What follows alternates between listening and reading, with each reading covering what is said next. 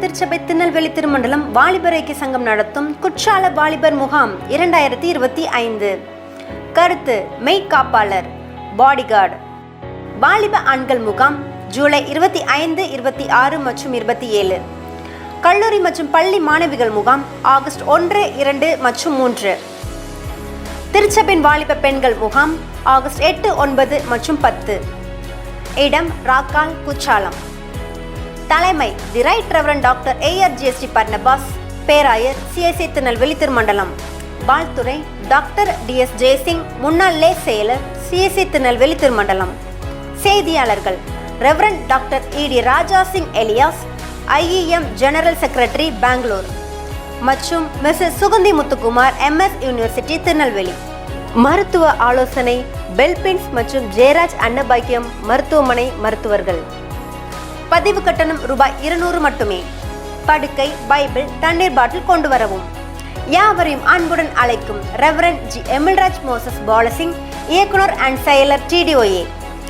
3 நாட்களும் அதிகமாக வாலிபர்கள் பங்கு பெறும் சேகரம் நிறுவனங்களுக்கு சிறப்பு கடிதம் வழங்கப்படும். தொடர்புக்கு 7598 408 717. நன்கொடை கொடுக்க விரும்புகிறவர்கள் QR கோடை பயன்படுத்தவும். தேங்க்யூ. எனவே 2வது முக்கியமான காரியம் வந்து ஞானம். 3வது முக்கியமான காரியம், அப்போ என்ன வார்த்தை சொன்னேன் உங்களுக்கு? வின். என்ன சொன்னேன்? Wக்கு என்ன பொருள்? Word of God. ஐக்கு என்ன பொருள்? இன்சைட். 3வது வார்த்தை என்னது? என். என் என்றால் என்ன? நியூ. நியூ. ஒரு மனுஷனுடைய வாழ்க்கையில தேவன் இருக்கும்போது இவ்விதமாய் சொல்லுகிறது 2 கொரிந்தியர் 5வது அதிகாரம் 17வது வசனம் சொல்லுகிறது. என்ன சொல்லுகிறது? ஒருவன் கிறிஸ்துவுக்குள்ள இருந்தால் புது சிருஷ்டியாய் இருக்கிறான், பழையவைகள் ஒழிந்து போயின, எல்லாம் புதிதாயின. ஒரு மனுஷனுடைய வாழ்க்கையில இயேசு கிறிஸ்து வரும்போது அவருடைய வாழ்க்கையில பழையவைகள் எல்லாம் மாறி அவன் புதியவனாய் மாறுகிறான் என்று சொல்லி தேவ வார்த்தை சொல்லுகிறது. அன்பு தம்பி, இன்னைக்கு ஒரு அழகான குறு நடந்தை நம்ம பார்க்கும்போது அதுல ஒரு தம்பியை குறித்து நாம் பார்த்தோம் இல்லைங்களா? அந்த தம்பியுடைய வாழ்க்கையில என்னவாச்சு? அவன் வாழ்க்கை மாறி இருந்தது. அவனுடைய வாழ்க்கை மாறி இருந்தது. சரி, நடந்த ஒரு சம்பவத்தை நான் உங்களுக்கு சொல்ல விரும்புகிறேன். சைனா தேசத்தை பற்றி உங்களுக்கு தெரியுமா? சைனா தேசத்தை கேள்விப்பட்டிருக்கீங்களா? சரி, இந்த சைனா தேசத்துல ஒரு மனுஷனை குறித்து சொல்றாங்க. சரியா? அந்த மனுஷனுக்கு பேர் சாங். திருப்பி சொல்லுங்க பார்க்கலாம். சாங். சத்தமா சொல்லுங்க பார்க்கலாம். சாங். Okay, song. இந்த சாங் என்கிற மனுஷன் ஒரு பெரிய ஒரு ட்ரக் லார்ட் அப்படின்னு சொல்லும் போது என்னன்னா, ஒரு குறிப்பிட்ட இடத்துல யாரும் அந்த மனுஷனோட ஃப்ரெண்டா இருக்க மாட்டாங்க. அவ்வளோ ஒரு பெரிய கோபக்கார மனுஷன், ஒரு பெரிய ஒரு ரவுடி போல வாழ்ந்து கொண்டிருந்த சாங். அந்த சாங் என்கிற மனுஷன் அந்த ரவுடித்தனம் எந்த அளவுக்கு இருந்தது அப்படின்னா, அவருடைய மனைவியை அவர் திருமணம் செய்த அவருடைய அன்பு மனைவியையும் அவருடைய ஒரே மகளையும் வீட்டை விட்டே துரத்துன ஒரு மனுஷன். அவ்வளவு மோசமான அந்த சாங் சில நாட்களுக்கு பின்பதாக அவருக்கு ஒரு பிரச்சனை வந்து அவருடைய கண் பார்வை போய்விட்டது. அவருக்கு என்ன ஆச்சா? கண் பார்வை போய்விட்டது. கண் பார்வை போய் அவரால் எப்படி ஆகிட்டாரு? ஒரு குருடன், ஒரு ஹாஃப் ஐ, அதாவது ஹாஃப் பிளைண்ட்னஸ் ஆகிவிட்டது. அவருடைய கண் வந்து பாதி தான் தெரியும். அப்படிப்பட்ட ஒரு மனுஷன், யாரும் அவர்கிட்ட பேசுறது கூட விரும்பாம அவ்வளவு மோசமான வாழ்ந்து கொண்டிருந்த அந்த மனுஷன் ஒரு நாள் என்ன பண்ணான் அப்படின்னா, ஒரு முறை ஒரு சைனா தேசத்துல ஒரு குறிப்பிட்ட இடத்துக்கு நடந்து போய் கொண்டிருக்கும் போது அந்த இடத்துல சீன தேசத்துல ஊழியம் செய்கிற சில மிஷனரிகள் இருந்ததை அந்த மனுஷன் கவனித்தான். அப்ப அந்த மனுஷன் ரொம்ப கஷ்டப்பட்டு, அவர் ரொம்ப பலவீனத்தோடு இருந்த காரணத்தினால அந்த மிஷனரிகள் நடத்திய அந்த மிஷன் மருத்துவமனைக்கு போனானா. அந்த மருத்துவமனையில போய் அங்க இருக்கும்போது பார்த்தீங்க அப்படின்னா, அந்த மருத்துவமனை முழுவதும் பீப்புள் இருந்தாங்க. எனவே ஒரு இடம் கூட இல்லை. அப்போ அந்த இடத்துல இந்த ஒரு மிஷனரி சொன்னாராம், இந்த சாங்கை நம்ம அட்மிட் பண்ணி அவருக்கு என்ன தேவையோ அவருக்கு ட்ரீட்மெண்ட் கொடுக்கலாம் அப்படின்னார். அந்த இடத்துல அந்த சாங் என்கிற அந்த மனுஷனை, அந்த ரவுடியை அட்மிட் பண்ணி அவர்கள் ட்ரீட்மெண்ட் கொடுக்கும்போது அந்த மிஷனரியுடைய அன்பு, அவரை பார்த்த விதம் இந்த சாங்குடைய உள்ளத்தை அசைத்தது. இந்த உள்ளத்தை அசைத்த உடனே இந்த சாங்குக்கு ஒண்ணுமே புரியல.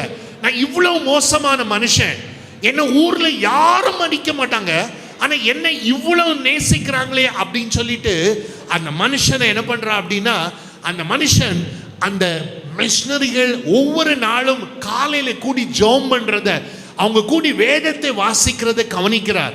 அப்ப கவனிக்கும் போது அவருக்குள்ளதே ஒரு மாற்றம். என்ன மாற்றம் வருகிறது அப்படின்னா, ஒரு நாள் காலையில இப்படி ஒரு இடத்துல அவர்கள் எல்லாரும் கூடி ஆராதிக்கும் போது அந்த சாங்குடைய உள்ளத்துல ஒரு மாற்றம். என்ன மாற்றம்?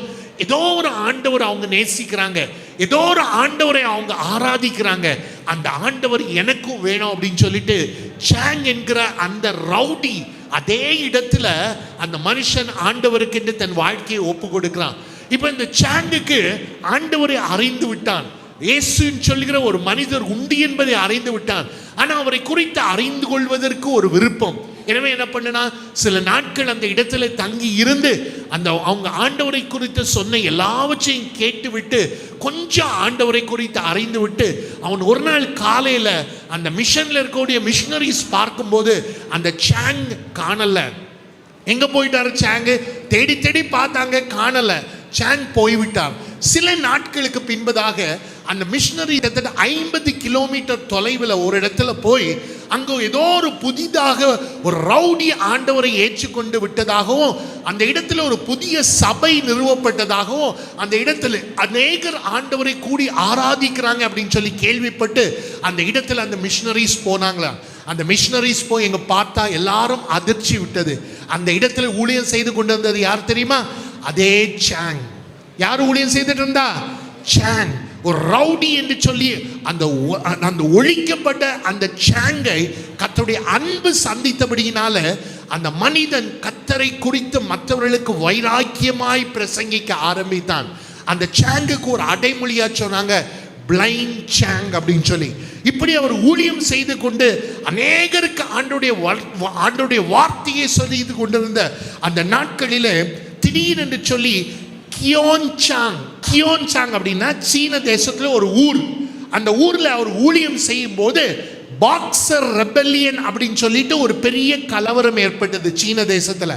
அந்த பாக்சர் ரெபெல்லியன்ல என்ன பண்ணினாங்க அப்படின்னா, அந்த சீன தேசத்துல ஆண்ட சில அரசர்கள் அந்த நாட்களிலே வெளிநாட்டிலிருந்து வந்து யாரெல்லாம் மிஷனரியா இருக்கிறாங்க, யாரெல்லாம் ஆண்டவர் கிறிஸ்தவர்களா இருக்கிறார்களோ அவரை கொல்ல வேண்டும் என்று சொல்லி எல்லா இடங்களில் போய் அந்த சாங் அந்த ஊழியம் செய்து கொண்டிருந்த கியோன்சாங் என்ற இடத்துல 50 பேரை பிடித்து ஒரு பெரிய ஒரு இடத்துல கட்டி வைத்து அவர்களை எரிப்பதற்கு ஆயத்தமா இருக்கும்போது ஒரு மனுஷர் சொன்னாங்களாம், நீங்க 50 பேரை எரிச்சிடலாம், ஆனா 500 பேர் நாளைக்கே எழும்புவாங்க. காரணம், ஒரு ஒரு ஒரு கண் பார்வையற்ற சாங் என்கிற ஒரு மனுஷர் இருக்கிறார்.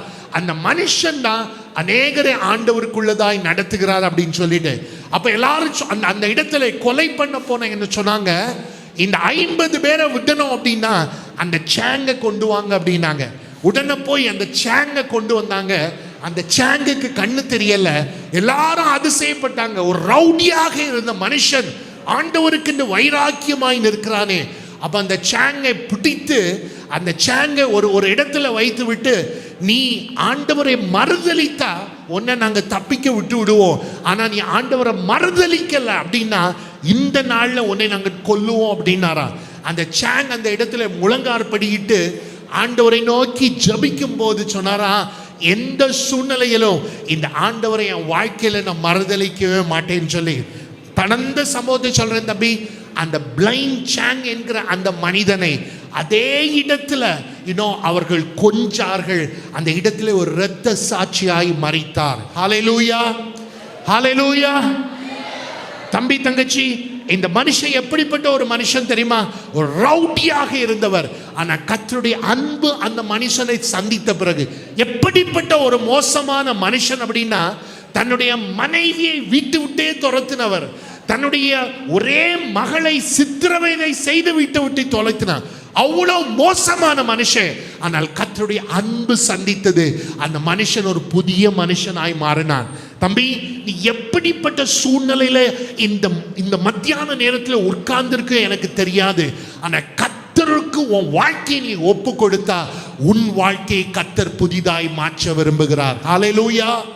உன் வாழ்க்கையை கர்த்தர் மாற்ற விரும்புகிறார். ஒருவேளை இதே காரியத்தை நீ திரும்ப திரும்ப நீ கேட்டுக்கொண்டிருக்கலாம். ஒருவேளை சிலரை மீண்டும் உன் வாழ்க்கையில ஏதோ கேம்புக்கு வந்தோம், ஏதோ கூட்டிட்டு வந்தாங்க, 3 நாள் போறோம், சாப்பிட்டோம், போறோம் அப்படிங்கிறது இல்லாமல் இந்த மத்தியான நேரத்திலும் பரிசுத்த ஆவியானவர் உன்னோடு இடைப்படுகிற நேரம். நம்பி நல்லா புரிஞ்சுக்கோ. ஒரு தங்கச்சியை குறித்து தான் நான் இன்னைக்கு ஒன்று பேசிட்டு இருக்கேன். இந்த தங்கச்சி 3 காரியங்கள் இந்த தங்கச்சியுடைய வாழ்க்கையிலிருந்து நாம் கற்றுக்கொள்கிறோம். ஒன்று, அவருடைய வாழ்க்கையிலே அவருடைய வார்த்தை ஒரு விலை மதிப்புள்ள வார்த்தையாய் இருந்தது. காரணம், அந்த அடிமையாக இருந்த இடத்திலோ அவள் கர்த்தரை நேசிக்கிறவளாய் இருந்தாள். 2வது, தேவன் ஞானத்தை பெற்றவளாய் இருந்தாள். இன்சைட் அவளிடம் இருந்தது. அந்த இன்சைட் இருந்தபடியினால தான் ஏற்ற நேரத்தில் அந்த வார்த்தையை அவள் தன்னுடைய நாச்சியாரிடம் சொன்னாள். நாச்சியார் தன்னுடைய கணவர்கிட்ட சொன்னார். நாகமான் சுகமானான். 3வது, அவருடைய வாழ்க்கையிலே ஒரு புதிய வாழ்க்கை, அவர் கிறிஸ்துவோடு உள்ள ஒரு வாழ்க்கையை வாழ்ந்து கொண்டிருந்த ஒரு தங்கச்சி. தம்பி, நீ எப்படிப்பட்ட குடும்ப சூழ்நிலையில இருந்தாலோ உன்னால இந்த உலகத்திலே ஒரு ஜெயம் உள்ள வாழ்க்கை வாழ முடியும். ஆனா அதுக்கு 3 காரியங்கள் உனக்கு தேவை. முதல் காரியம், என்னோட கரங்களை உயர்த்தி சொல்லாமா? எல்லாரும் கரங்களை உயர்த்தி சொல்லாமல? First thing, what do you need? தேவ வார்த்தை. எல்லாரும் திருப்பி சொல்லுங்க பார்க்கலாம். தேவ வார்த்தை. தேவ வார்த்தை எப்படிப்பட்டது தெரியுமா? இந்த சீட் கிரேப்ஸ் போலது. இதை நீ சாப்பிடும் போது இந்த கிரேப்ஸ்ல இருக்கக்கூடிய அந்த சீடு மீண்டும் கனிகளை கொடுக்கிற ஒரு கொடியாய் வளருவதை போலதான் நீ தேவ வார்த்தையை நீ உன் வாழ்க்கையில பிராக்டிஸ் பண்ணும்போது உன் வாழ்க்கையிலே தேவனுக்காய் நீ எழும்ப முடியும் என்பதை மறந்து போகாதே. நடந்த ஒரு சம்பவத்தை சொல்றேன். ஒரு மாதத்துக்கு முன்பதாக நான் 3 மாதங்கள் ஜப்பான்ல இருந்தேன். ஜப்பானை கேள்விப்பட்டிருக்கீங்களா? ஹலோ, ஜப்பான்ல கேள்விப்பட்டிருக்கீங்களா? இன்னும் ஜப்பான்ல போய் ஒரு ஹோட்டல்ல போய் உட்கார்ந்து சாப்பிட்றதுக்கு ஆர்டர் பண்ணியாச்சுன்னா யாரும் சர்வர் கொண்டு சர்வ் பண்ண மாட்டாங்க, ரோபோட் கொண்டு வரும். அப்படிப்பட்ட ஒரு எல்லாமே கம்ப்யூட்டரைஸ், ரோபோட், கல்வி எல்லாமே பெரிய பெரிய லெவல். அப்படிப்பட்ட அந்த ஜப்பான் தேசத்துல ஒரு நாள் நான் டிராவல் பண்ணி கொண்டிருக்கும் போது திடீரென்று சொல்லி நான் டிராவல் பண்ணிட்டு இருக்கும் போது ஒரு திடீரென்று சொல்லி நாங்க போன ட்ரெயின் நின்று விட்டது. அப்ப என்னோட இருந்த இந்த நண்பர்கிட்ட கேட்டேன், என்னென்ன ட்ரெயின் நின்றுச்சு? பிகாஸ் ஜப்பான்ல ட்ரெயின் எல்லாம் லேட்டா டு 1 செகண்ட் கூட வராது, கரெக்டா வந்துட்டு இருக்கும். இந்த ட்ரெயின் நின்றுச்சு அப்படின்னு சொன்னோன்னே என்னோட இருந்த நண்பர் சொன்னாரு, யாரோ ஒருத்தர் அங்க சாடி சூசைட் பண்ணிக்கிட்டான். ஏய் ஹலோ, கேக்குதா? என்ன யாரோ ஒருத்தர் சாடி சூசைட் பண்ணிக்கிட்டான். நல்லா புரிஞ்சுக்கோ. இந்த உலகத்துல பணக்கார நாடுகளில் மிகப்பெரிய நாடு ஜப்பான். அங்க வேலை இல்லா திண்டாட்டம் என்கிறதே கிடையாது.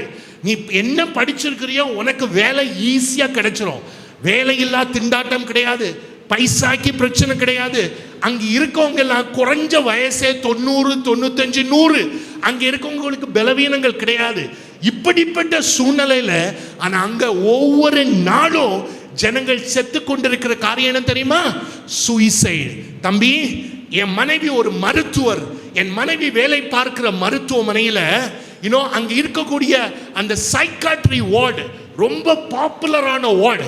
அங்க போய் பார்த்தீங்க அப்படின்னா அநேக பெற்றோர், கிறிஸ்தவ பெற்றோர், கவனித்துக்கோ, கிறிஸ்தவ பெற்றோர் அநேக தம்பிமார் அநேக பிள்ளைகளை கொண்டு அந்த இடத்துல அட்மிட் பண்ண வருவாங்க. காரணம் என்ன தெரியுமா?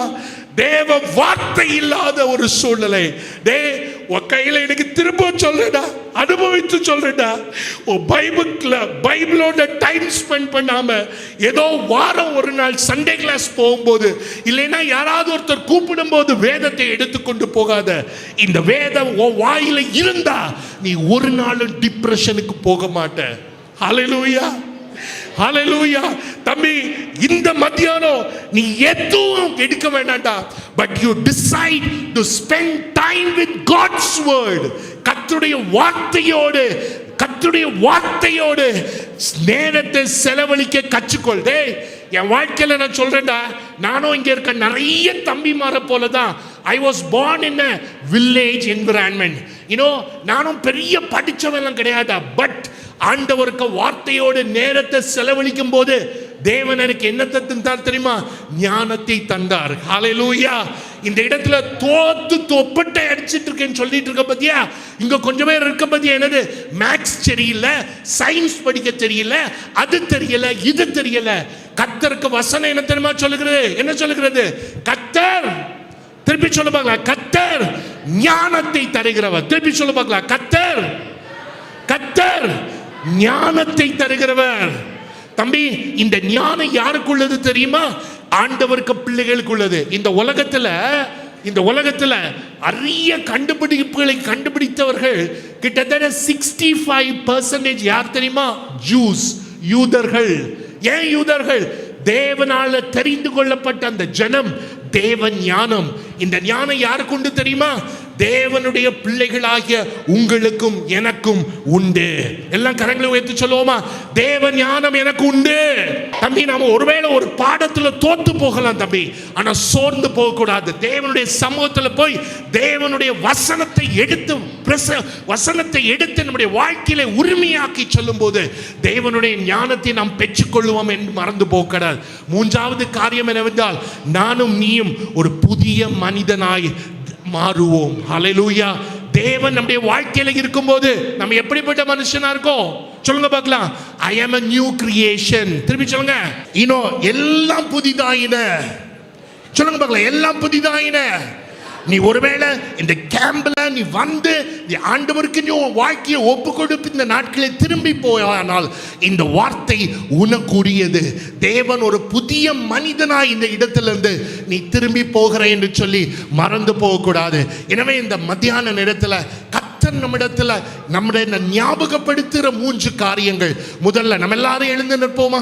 ஒரே காரியங்களை நாம் ஒரு முறை கூட சொல்லி நம்ம ஒரு பாடலை பாடி மீண்டும் இந்த நேரத்தில் நமக்குள்ள கர்த்தருக்குள்ளதாய் நம்முடைய வாழ்க்கையை நாம் புதுப்பிக்க நாம் ஒப்பு கொடுப்போம். எல்லாரும் எழும்பி நிற்போமா? எல்லாரும் எழும்பி நிற்போமா? ஹல்லேலூயா. தேவன் இந்த மத்தியான நேரத்தில் நம்மோடு இடைப்படி கொண்டிருக்கிறார். ஆமென். எல்லாரும் கண்களை மூடி ஒருக்கா ஜெபம் பண்ணுவோமா? எல்லாரும் கண்களை மூடுவோமா? எல்லா கண்களையும் மூடுவோமா? தயவு செய்து எல்லாரும் கண்களை மூடுவோமா? ஆமென், ஆமென். எல்லாம் பார்த்து உன் மார்பில் கை வச்சு சொல்லு, கர்த்தர் நான் ஜெயிக்க வேண்டும் என்று விரும்புகிறார். சொல்லு, கர்த்தர் நான் ஜெயிக்க வேண்டும் என்று விரும்புகிறார். எல்லாம் வாய் திறந்து சொல்ல பார்க்கலாம், கர்த்தர் நான் ஜெயிக்க வேண்டும் என்று விரும்புகிறார். தம்பி, நீ எப்படிப்பட்ட வாழ்க்கை வாழ்ந்து கொண்டிருக்கிற என்பதை விட எப்படிப்பட்ட வாழ்க்கை வாழ விரும்புகிற என்பதை நினைவில் கொள். ஆமென், ஆமென். இந்த மத்தியான நேரத்தில் ஒருவேளை இந்த கேம்பில் நீ ஆண்டவருக்கு உன் வாழ்க்கையை ஒப்பு கொடுத்திருப்பாயானால் மீண்டும் ஒரு முறை ஆண்டவருக்கு உன் வாழ்க்கையை ஒப்பு கொடுத்து ஒரு புதிய மனுஷனா இந்த இடத்திலிருந்து போவதற்கு உன்னை ஒப்புக்கொடு. வேதத்தை படிப்பதற்கு ஒப்புக்கொடு. உண்மை போல் என்னையும் மாற்றுமையா, உமக்காக என்னை தந்தேனையா. செய்து பாடுவோமா? உண்மை போல் என்னையும் மாற்றுமையா, உமக்காக என்னை தந்தேனையா. உண்மை போல் என்னையும் மாற்றுமையா, உமக்காக என்னை தந்தேனையா. வாழ்ந்தாலும்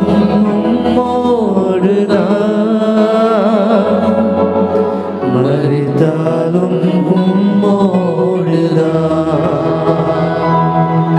நான் வாழ்ந்தாலும் உம்மோடுதான், மரித்தாலும் உம்மோடுதான்.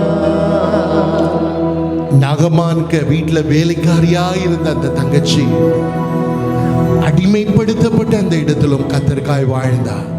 எத்தனை பேர் இந்த மத்தியான நேரத்தில் ஆண்டவருக்காய் வாழ விரும்புகிறோம்? கரங்களை உயர்த்துவோமா? தயவு செய்து please don't simply lift your hands.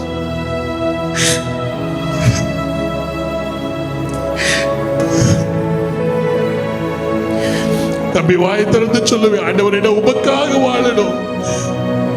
என் தங்கச்சிக்கு பேர் தெரியாது, பட் அவள் உமக்காய் வாழ்ந்தாள். எல்லாரும் வாய் திறந்து சொல்லுவோமா, வாய் திறந்து சொல்லுவோமா, உமக்காய் நான் வாழணும் ஆண்டவரே, உமக்காய் நான் வாழணும், உமக்காய் வாழணும் சுவாமி.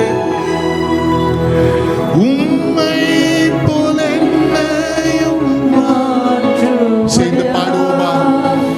உமக்காக என்னை தந்தேனையா, உம்மை போல என்னையும் மாற்றுமையா, உமக்காக என்னை தந்தேனையா, வாழ்ந்தாலும் உம்மோடுதான்,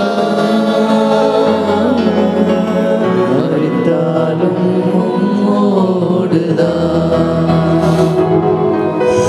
வாழ்ந்தாலும்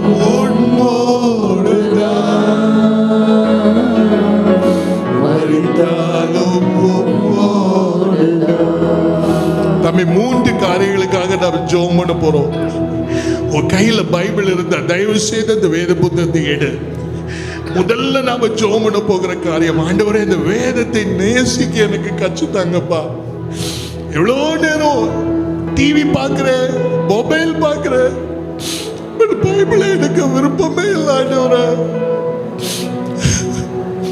எல்லாரும் உங்க கையில பைபிள் இருந்துட்டா தயவு செய்து இந்த வேதத்தை எடுத்து உங்க மார்போடு வைத்து ஆண்டவர்கிட்ட ஜெபம் பண்ணும். ஆண்டவரே இந்த வேதத்தை நேசிக்க எனக்கு கற்றுத்தாங்கப்பா, இந்த வேதத்தை நேசிக்க எனக்கு கற்றுத்தாங்க. எல்லாம் கேளுங்க பார்க்கலாம், எல்லாரும் வாய் திறந்து ஜெபம் பண்ணுங்க தயவு செய்து. ஆண்டவரே give us the love for your word. ஆண்டவரே உம்முடைய வசனம் என் கால்களுக்கு தீபமும் பாதைக்கு வெளிச்சமா இருக்க சொன்னீங்களே சுவாமி. ஏதோ இந்த 3 நாட்கள்ல நான் ஒரு நல்லவனாய் இருந்து விட்டு இனி ஒரு தோற்கடிக்கப்பட்ட வாழ்க்கைக்கு நேராக அல்ல சுவாமி. ஒவ்வொரு நாளும் உங்க வசனத்தோடு நேரத்தை செலவழிக்க அந்த கிருபையை தாங்கப்பா, கிருபையை தாங்க. அந்த அன்பு எங்களுக்கு ஊச்சப்படணும்பா, ஊச்சப்படணும். காலையில எழுப்பின உடனே உங்க வேதத்தோடு நேரத்தை செலவழிக்கிற அந்த கிருபையை தாங்க. எல்லாம் கேளுங்க கேளுங்க கேளுங்க. ஆண்டவரே உங்களுக்கு நன்றி சுவாமி, நன்றி ஆண்டவரே. யாரெல்லாம் உண்மையாய் கேட்கிறாங்களோ சுவாமி அவங்களுக்கு உங்கள் கிருபையை தாங்கப்பா, கிருபையை தாங்க. இந்த நாளிலிருந்து எப்பொழுது பார்த்தாலும் வேதத்தை படிக்கிற ஒரு எண்ணம் சுவாமி, வேதத்தை படிக்கும் போது பரிசுத்த ஆவியானவர் அவர்களோடு இடைபடுகிற ஒரு வாழ்க்கையை கத்திருந்த தம்பிமாருக்கு தாங்கப்பா, தம்பிமாருக்கு தாங்க.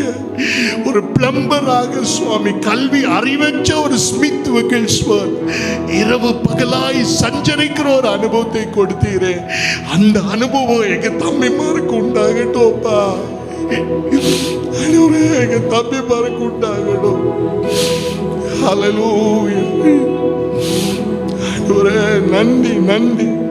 2வது நம்ம எல்லாரும் இந்த நேரத்துல நம்முடைய வலது கரத்தை வைத்து நம்முடைய தலையில வைத்து கேட்போம், ஆண்டவரே உடைய ஞானத்திற்காக எந்த சப்ஜெக்ட்ல எந்த பிரச்சனைகள்ல ஆண்டவரே உடைய வார்த்தை சொல்லுகிறது, கத்த ஞானத்தை தருகிறார்.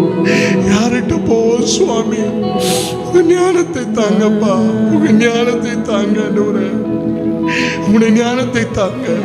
ஒரு பெசலியேலுக்கு ஞானத்தை கொடுத்தீர், ஒரு தானியேலுக்கு ஞானத்தை கொடுத்தீர், ஒரு யோசேப்புக்கு ஞானத்தை கொடுத்தீரே சுவாமி. ஆண்டவரே நாகமானுக்கு வீட்டில் இருந்த அந்த அடிமை பெண்ணுக்கு ஞானத்தை கொடுத்து எப்போ பேசணும் என்ன பேசணும் சொல்லி கொடுத்தீங்களே. எங்க வீடுகளில் சுவாமி, எங்க சர்ச்சஸ்லப்பா, என்னுடைய சாலைகளில் உங்களுடைய ஞானத்தை தாங்கப்பா. உமக்காகத்தானே உயிர் வாழ்கிறேன், உம்மை தானே நேசிக்கிறேன். உமக்காகத்தானே உயிர் வாழ்கிறேன், உம்மை தானே நேசிக்கிறேன்.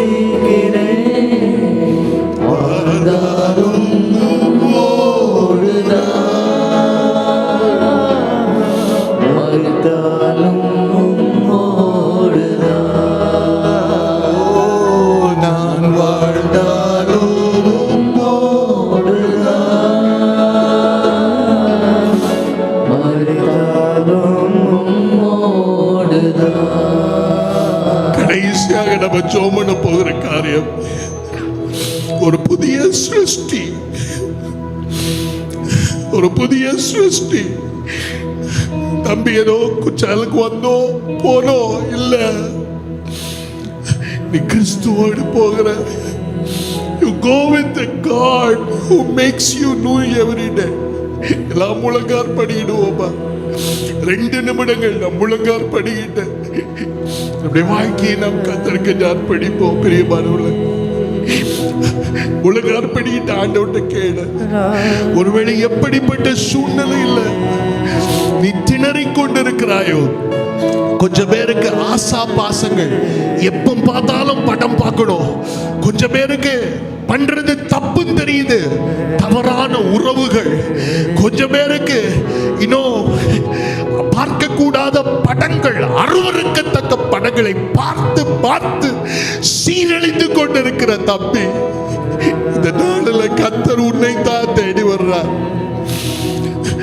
மனைவியை வீட்டை விட்டு வெளியாக்கிட்டான் சாங். அவருடைய மகளை ப்ராஸ்டிடியூஷனுக்கு தள்ளிவிட்டான். அப்படிப்பட்ட கொடூரமான மனுஷனை தேடி வந்த கர்த்தர் இந்த மத்தியானம் நீ எப்படி இருந்தாலும் உன்னை புதிய மனிதனாய் மாற்றுவதற்கு அவருடைய ரத்தம் போதுமானது. தம்பி ஒப்புக்கொடு, தம்பி ஒப்புக்கொடு. நீ பண்ணின பாவங்களை அறிக்கையிடு. யாருக்கு தெரியும், ஒருவேளை you won't get again another chance. இது வேற சின்ன நாள், என்னை புதிய மனுஷனாய் மாற்றும் என்று சொல்ல.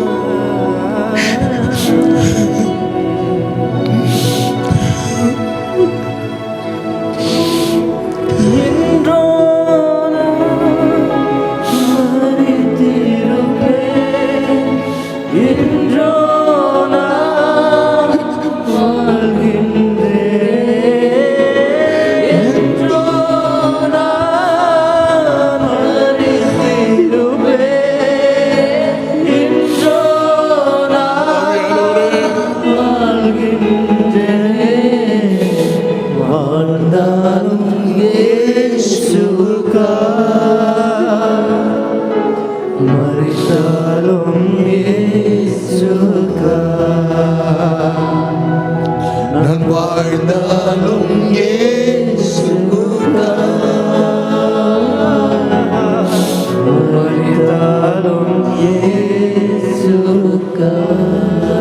கடைசி நிமிடம், the last minute, இன்னும் வாழ்க்கையில் ஆண்டவருக்கு இடம் கொடுக்கல அப்படின்னா, this will be the last minute. May I request you to call him. கர்த்தருடைய வார்த்தை உன்னை புதிய மனிதனாய் மாற்ற விரும்புகிற கர்த்தர், உனக்காய் கல்வாரியில் ரத்தம் சிந்தின கர்த்தர், ஒரு சாங்கை மாற்றியவர். நம்முடைய கரத்தில், அவருடைய கரத்தில் நம்ம ஒப்பு கொடுப்போமா? கடைசியா எல்லாரும் இணைந்து வாழ்ந்தாலும் இயேசுவுக்கு சொல்லிட்டு, அது ஒரு ஜெபமா இருக்கட்டும், அது ஒரு கமிட்மெண்டா இருக்கட்டும். வாழ்ந்தாலும்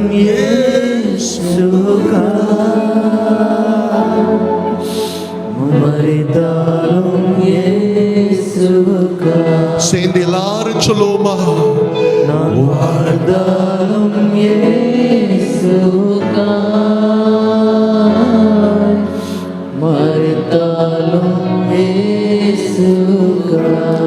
கடைசி முறை எல்லாரும் வாயில திறந்து தயவு செய்து வாழ்ந்தாலும்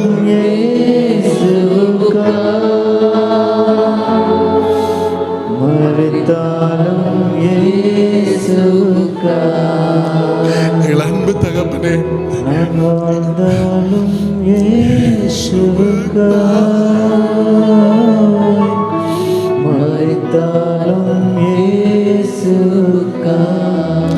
நீர் ஒரு கனி தரும் திராட்சை செடியாக எங்களை அழைத்திருக்கிறேன்.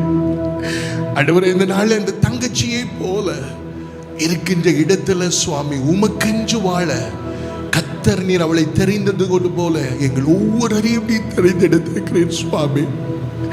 ஆண்டவரே, இந்த தம்பிமார் ஒருவர் கூட சுவாமி வந்தவனமாக அல்லப்பா, ஒரு மாற்றத்தோடு இந்த நாளை அழைத்து செல்கிறேன் சுவாமி. ஆண்டவரே, உடைய பிள்ளைகளுடைய வாழ்க்கையில நீ செய்ய துவங்கிய காரியங்களுக்காய் ஸ்தோத்திரம். கர்த்தர் மகிமையானதை கர்த்தர் செய்ய போகிறபடியினால் ஸ்தோத்திரம் அப்பா. தேவன் அப்படி செய்கிறபடியினால் நன்றி. எல்லா துதியும் கனமும் மகிமையும் உமக்கே நாங்கள் செலுத்துகிறோம். இயேசுவின் மூலம் ஜெபிக்கிறோம் நல்ல பிதாவே. ஆமென். இளைஞனே